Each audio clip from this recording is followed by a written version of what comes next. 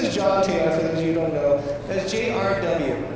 And they're going to help us with the solution for the DST. But basically, as they're getting ready, a client says, what's my replacement property option? Number one is you can buy another long-term rental, right, in your market.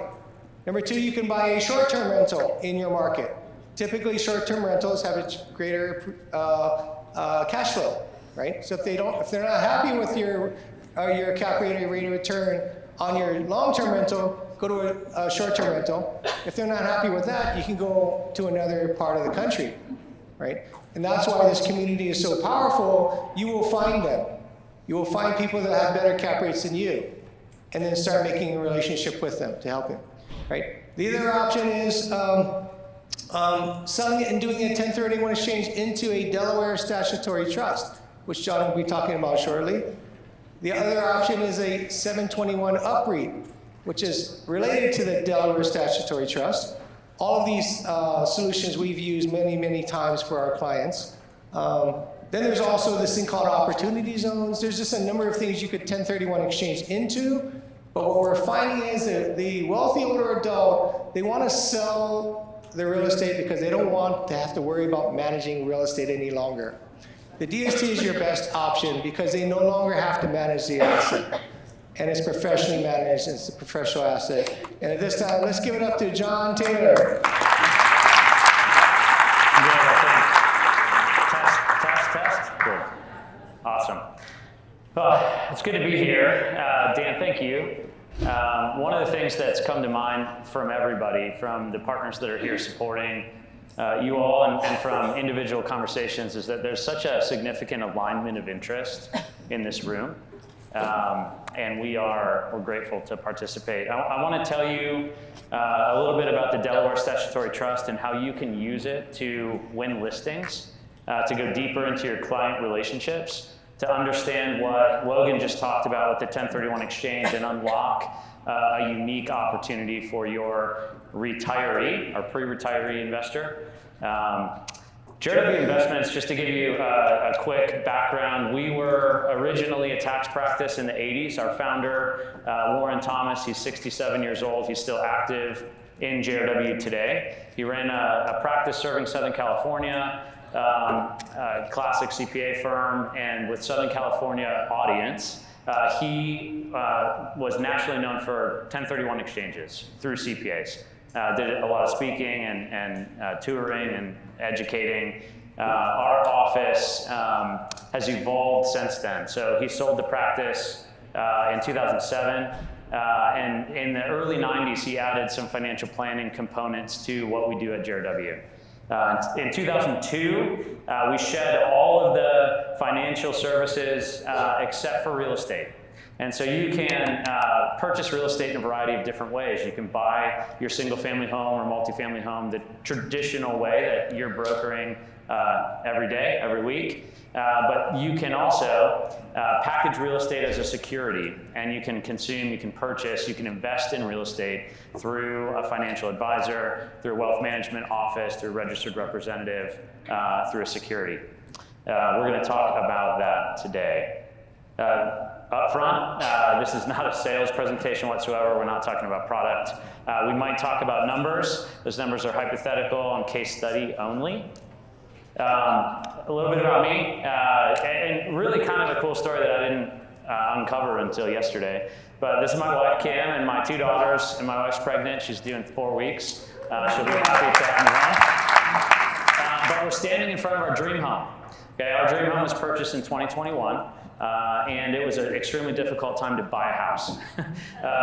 The interest rates were rising. I think we closed April 1st. March 1st, interest rates were like 3.1.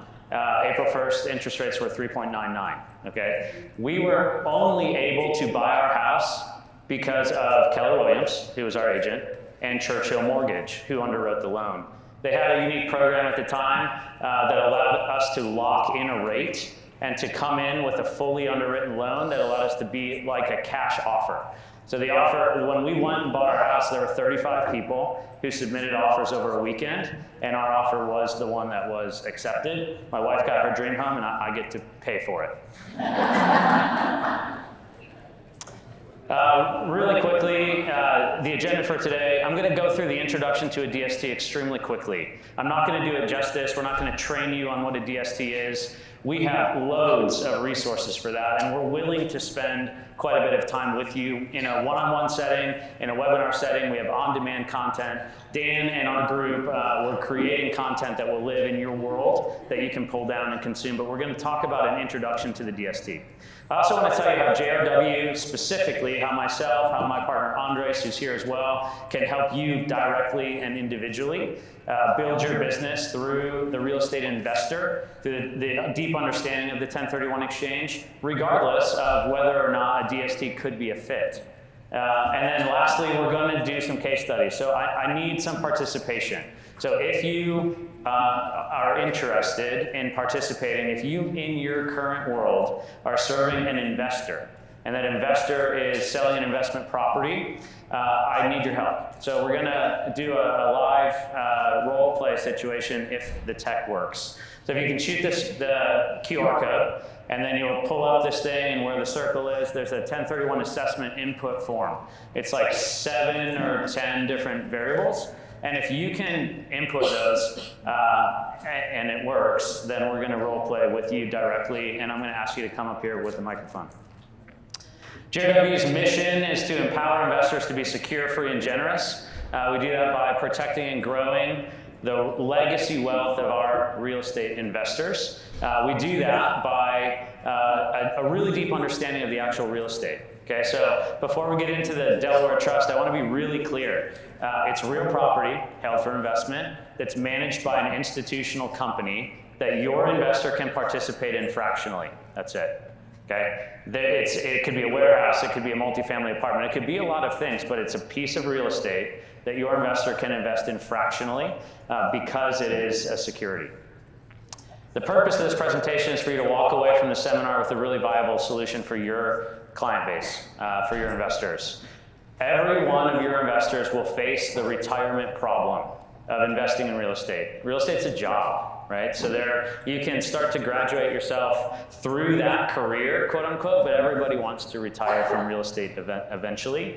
And I want you guys to be positioned to be the ones who assist them through that retirement phase while helping them capture and secure a legacy. When we're talking about alignment of interest, these slides were built long before I met the Keller Williams planner community. Okay, so it's really encouraging for me to hear the way that you're led and the way that you are leading your clients as an advocate.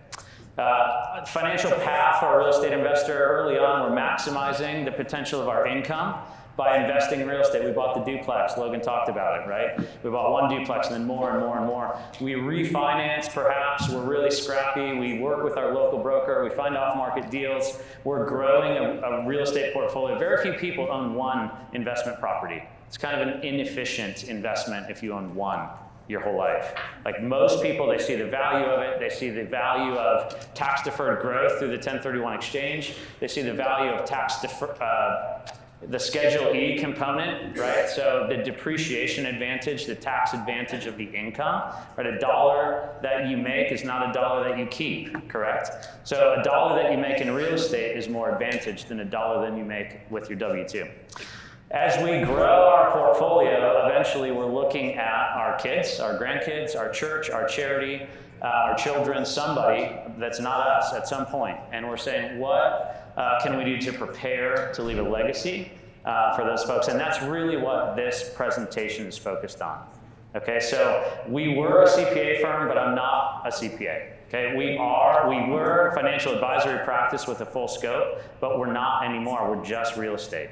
Okay, we're not estate planning attorneys, but we work directly with them often, and our products that we represent fit very, very nicely into an estate plan.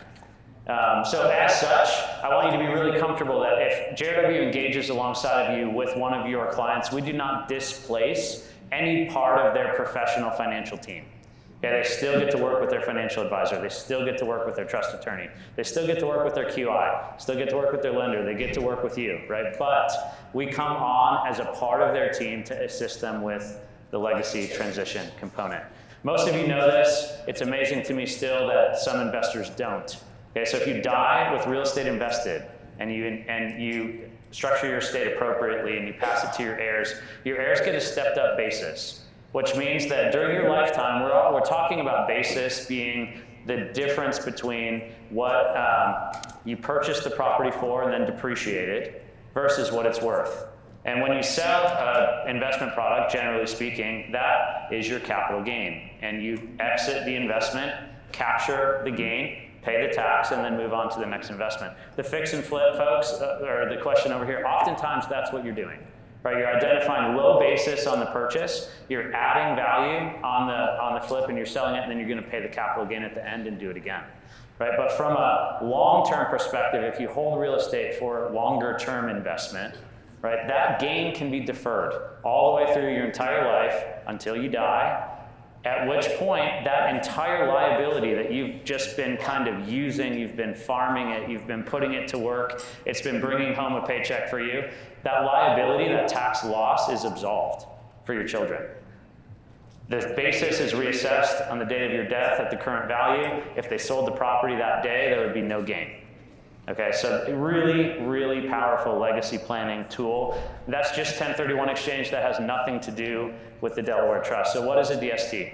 A DST is a really simple grantor trust structure. Maybe some of you have a living trust. A living trust, you can grant assets into the trust and you'll have beneficiaries. And that trust can be extremely detailed in how it operates. So a Delaware Statutory Trust was established in the state of Delaware. The IRS deemed that it was real property held for investment, thus suitable for the 1031 exchange in 2004. Okay, our company has underwritten or reviewed almost every Delaware trust that has ever come out since 2004 because we were doing this since 1991 when these products were structured as a tenant in common. Okay, so from a maturity standpoint, this is a mature product. Okay, this has been around for a long time. Your CPA may have never heard of it. Okay, your financial planner may have never heard of it. Okay, that's okay. It's a fairly small part of the investment world, but it is a mature product that the IRS has deemed very suitable. It allows your investor to own a piece of real estate fractionally. There could be one or many properties that are contributed to this trust. Okay? And on the day that you purchase, that your investor would invest in this trust, just to be clear, the trustee of this trust is the sponsor, the general partner. They're responsible for sourcing, acquiring, operating, and selling the property on behalf of the beneficiaries. Okay, so when we choose to invest $1 into this Delaware Statutory Trust, the property has been acquired, the property is operating, and it has not been sold yet. Our investors are participating as fractional investors passively to meet the needs and goals that they have in their financial plan. The right investor, this is for 1031 exchange only, in our opinion, or at least the way that our office uses this. We tend to attract, based on our mission, our focus, and our resources, we tend to attract the retired investor. Okay, so the Delaware Trust could be used by a younger, aggressive investor who's looking for speculation, who's willing to take risk, and that's okay. Our client base is not that person. Okay, our client base is the older investor who's looking for tax deferral, for cash flow, for professional management, for diversification. It is only for accredited investors. Okay, so an accredited investor is an investor who has $1 million net worth beyond the value of the home that they live in.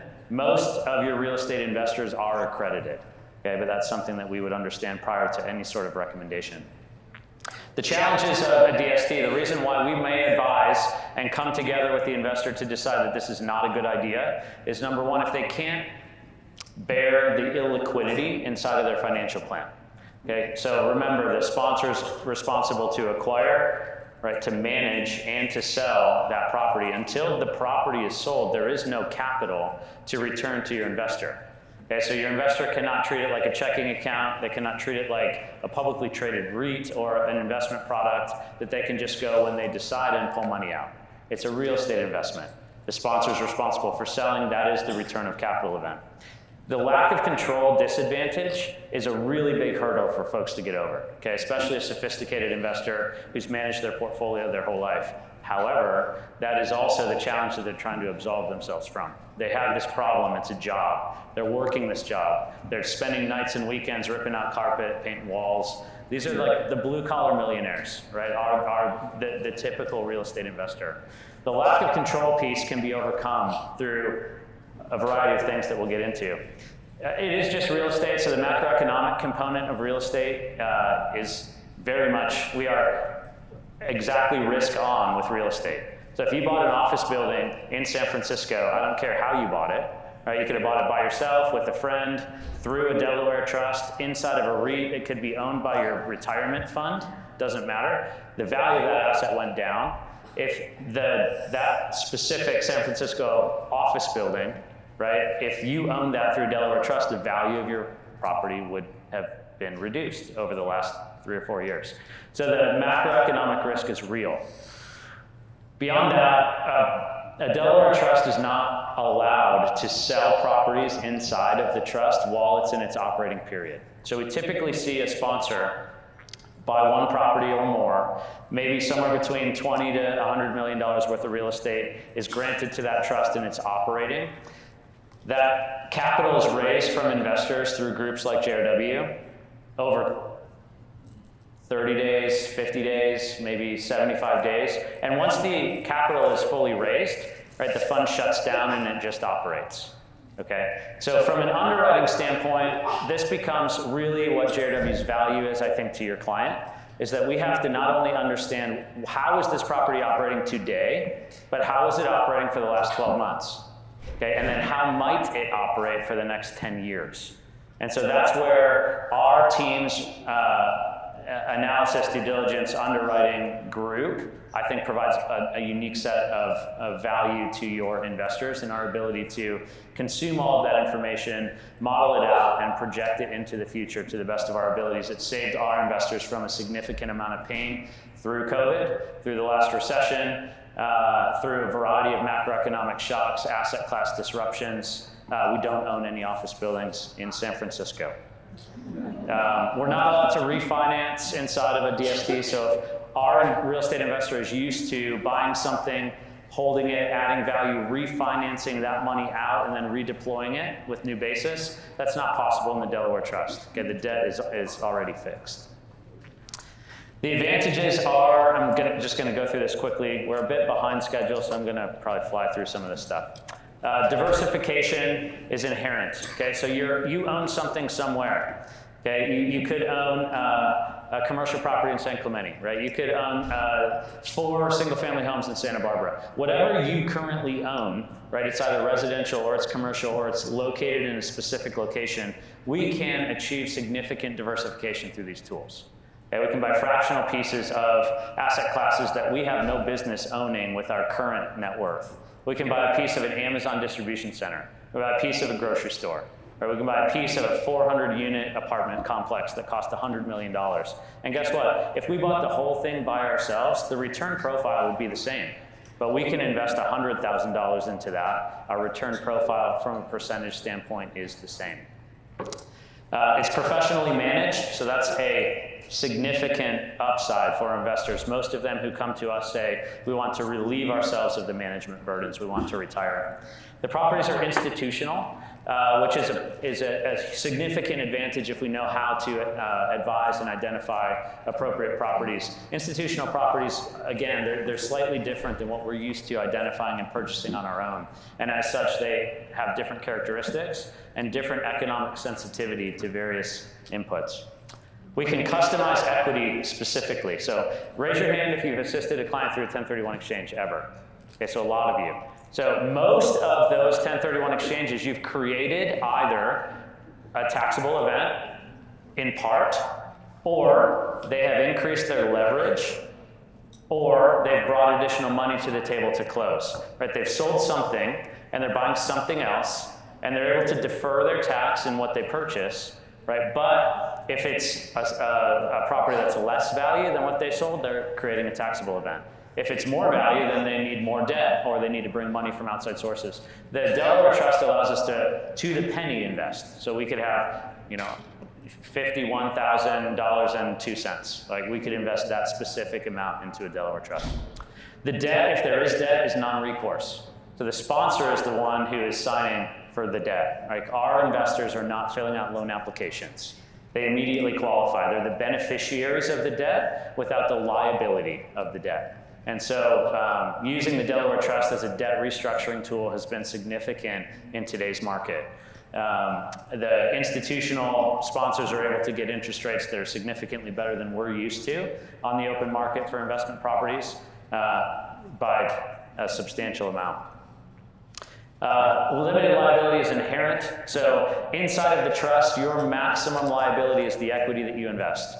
If it's leveraged with debt, right, you don't have to bring money. In the case of a full bankruptcy or default or foreclosure, we're not ever upside down if there's leverage. But beyond that, there is no lender, there is no bank, there is no outside entity that can reach into the trust and get at any of the beneficiaries. Okay, so all of your other assets are protected from any sort of liability that's inherent. It's still real estate, and so you're still going to Schedule E your income. You 1099 with Schedule E deductions. Depreciation still continues to be a massive advantage. And for those of us who have investors who've paid their homes off and who have increased in value a ton, we can add leverage through this non-recourse mechanism to increase their basis substantially, drastically impacting their take-home income. Estate planning, yeah, we talked about. So the current DST market, there's about 95 investments that are currently available. There are 51 different sponsor companies. Asset class distribution, today it's about 30% multifamily, it's about 25% retail, about 24%, 25% industrial, and then there's a handful of other asset classes. There's senior care and self-storage and hospitality, and student housing, and maybe a couple of other things, but the majority of what we evaluate is multifamily, retail, and industrial. Our analysis process, this is a JRW advantage to you. There's a lot of folks, if you have a Series 7 license or a variety of other licenses, you can sell a DST, okay? But what our office does is we review everything that comes out proactively. Okay, after about 4 hours, we'll do a comp study to identify a few things. Number one, the price that we're paying, is it the right price? Okay, is it above or below the value, the current value? Number two, what is the performance of the property underwritten today inside of the document that's being produced? And then what were the last 12 months like? Is that the same? Is it different? Is the trend line going in an appropriate way? Is it reasonable to assume that what they're expecting today, they're going to get based on the last 12 months of operating history? And then beyond that, what are they projecting for the next 1 year, 3 years, 5 years? And we know, right, through our tools, we're sophisticated commercial acquisitions and analysis folks, so we can look in the sub-market, the 1 mile, the 3 mile, the 5 mile. We know comparable values, and we know comparable operating histories. So we know what's the rent per unit type if it's an apartment complex. We know what's the average rent for a 2-bedroom, 3-bath. And what are we underwriting for the next 3 years in this deal? Are we above or are we below market? So we enjoy looking for deals, of course. We want to buy something at a discount, 5 minutes? Okay. Shane Bangle, can I ask you to come up here? You're here? Investors tax scenario, I want to do a very quick 1031 assessment. I want to teach you about 1031s. Okay, I want to empower you in the future on how to use a tool like this. Dan has a tool like this as well, but these are resources that we're combining together to assist you in serving your client. Total value of the property that your investor.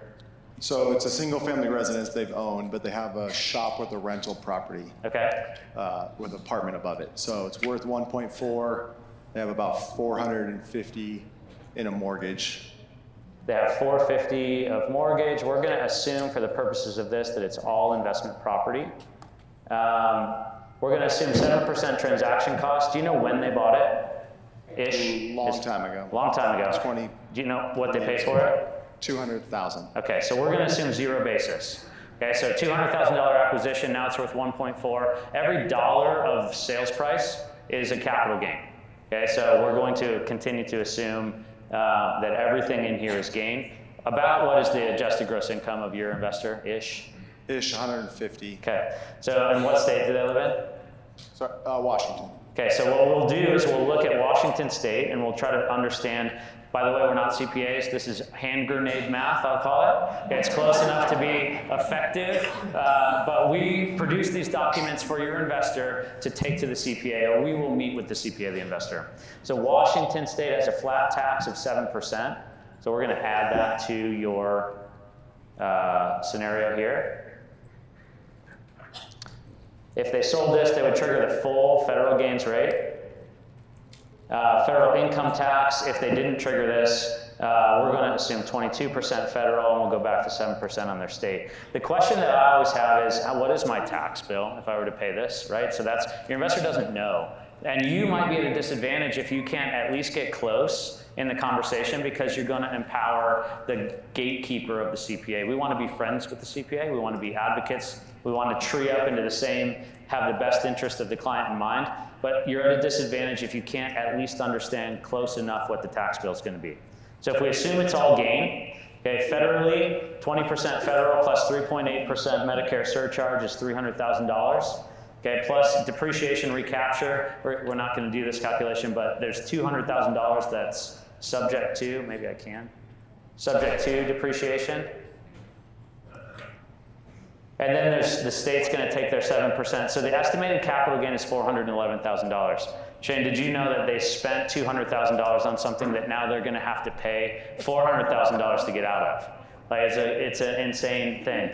When we look at the advantage of the 1031 exchange, if they were to sell their property and let's see, we are, yep. So if they were to sell their property and pay off their debt, they'd have $852,000 to reinvest through the 1031 exchange. You'd work with Logan, somebody who knows what they're doing, set up a qualified intermediary and move forward. But some people might say, well, I just want to pay the tax and get out and invest in treasury bills. Okay, that could be something that you do, but if you did, you'd pay an exit tax of $411,000.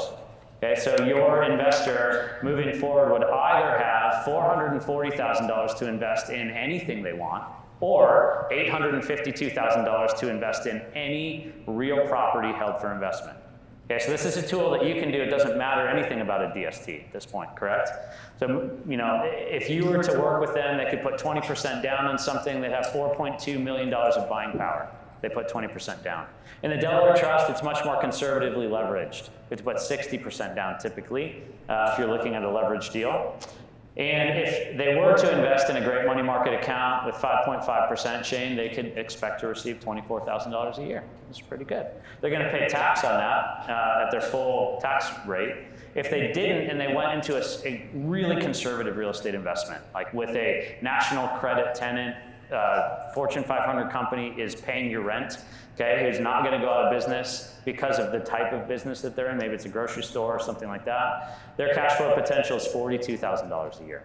But beyond that, you know, over 4 years, they have the potential of either accumulate, well, this is an interesting stat too, Shane. Did you know that if they invested in a great money market account at 5.5, it would take them 23.87 years just to get their tax bill paid for?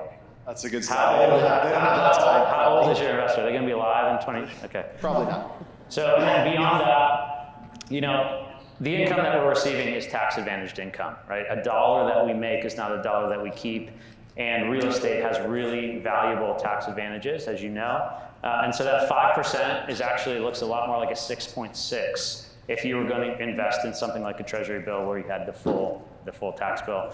And if we had to recover our tax loss in 4 years, which is a typical hold period of a DST, and make 5% income, which is, I'm telling you, is achievable and realistic, we'd have to alternatively make a 32% investment over 4 years just to recover our tax bill and to cash flow at a really modest pace. So it's a really good idea for your investor to do a 1031 exchange. And then through the up-leg analysis tool that we have, we can help Shane identify a phenomenal, in Washington State, $600,000 home for them to buy. And maybe they have a daughter who they're going to help the daughter buy their first home ever, can't afford it without it, buys the daughter's home for $600,000. Okay, daughter rents it from dad. And during that time, you know, they enjoy the utility of the home as a renter, but dad enjoys the burdens and benefits of real estate investing with the advantage through the 1031 exchange. But there's like a $250,000 balance we're going to have to pay tax on that, or we can invest that portion into the Delaware trust to fully take care of their tax burden, to allow you to be the hero, for the daughter to get their first home, and for dad to not pay $400,000 of taxes. That'd be a really cool scenario. So Shane and I will work together on that client case, and I'm going to make Shane look amazing. And we'd love to help you with similar stuff like this. We'll do webinars like this. We'll work with your investors. But this is the advantage that JRW brings. I'm going to be respectful of the future guests and not take questions, but I'm here all week. Okay, thanks, guys.